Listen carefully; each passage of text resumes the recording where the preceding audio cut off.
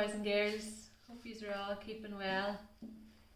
We're looking forward to getting back to school, to seeing everybody. Normally now, if we were at school at this time of year, we'd be making St. Bridget's crosses. And it's a lovely time. The older children usually come round and show the younger children how to make the crosses. So I'm going to try and demonstrate how to make a St. Bridget's cross. We'll give it a go and see. Right, so I've got my rushes here, and I'm going to use just like a clock to try and demonstrate. So 12, 3, 6 and 9. So the first rush is straight, and then you take your next rush and you can put a wee bend in it with your thumb and put it underneath so it's facing straight across, but then you're going to bring it over 2, 3 over the top of the first rod. This is the trickiest part at the start to get going. Alright, and then you take the next rod then, and that is going over the top, so it's going from 12 down to 6, but it's over the top of the first rod you put on, if you understand me. So the next one now is going underneath again, but it's going across to 9.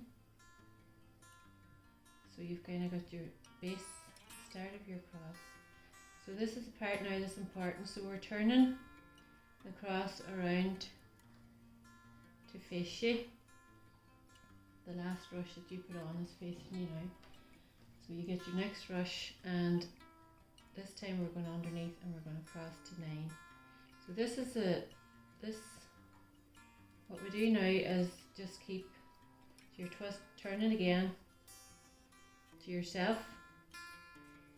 and we're going across to 9 again. So you're underneath and across the last rush that you put on, if that makes sense. So we're turning again, and underneath and across to 9. So this is the trickiest part, getting it started, but once you get this started it's quite easy. You're turning it to yourself and across to 9.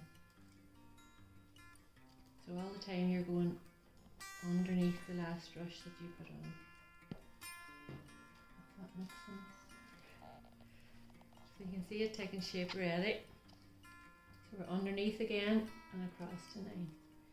And all you're doing is you're twisting it towards yourself. Underneath, across to 9.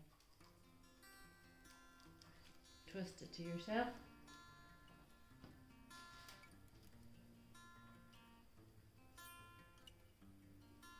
Underneath, across to 9. So you just keep going then until you think that you have,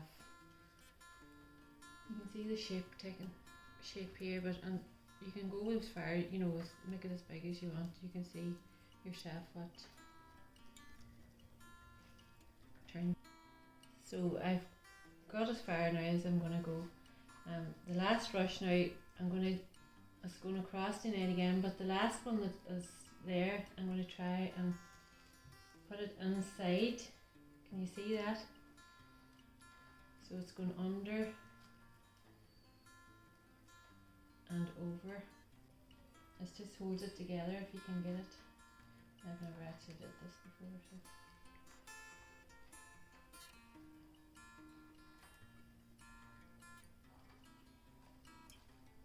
Now, so that last one is going under and over.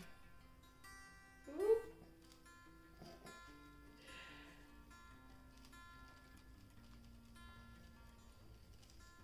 Doesn't look that easy, does it?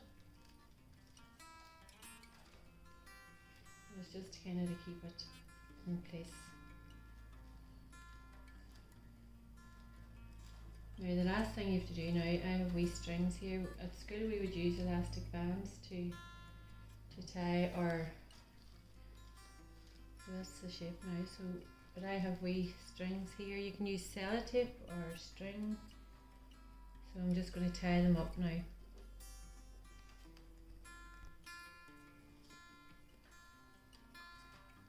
So I'm just going to tie the strings, and then you can trim it.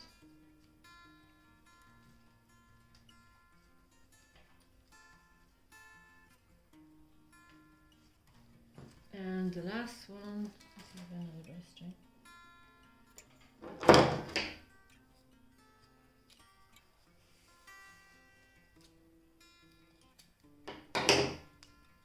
So as I say, you could use elastic bands or sellotape, and the rushes will dry out, so tie it good and tight. And when they dry out, then they'll shrink. So you just tie your knots. And the last part then is just to trim.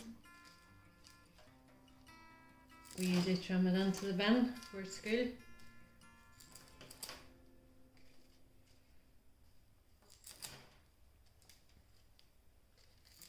And then you can tidy up them wee strings as well if you like. So that's St. Bridget's cross, and the tradition is that you leave it outside on the eve of St. Bridget's Day, which is the 31st of January. And St. Bridget comes along and blesses the crosses at night.